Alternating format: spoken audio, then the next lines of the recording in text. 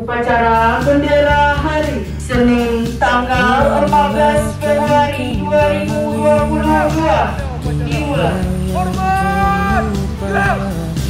Cukup sudah bermimpi,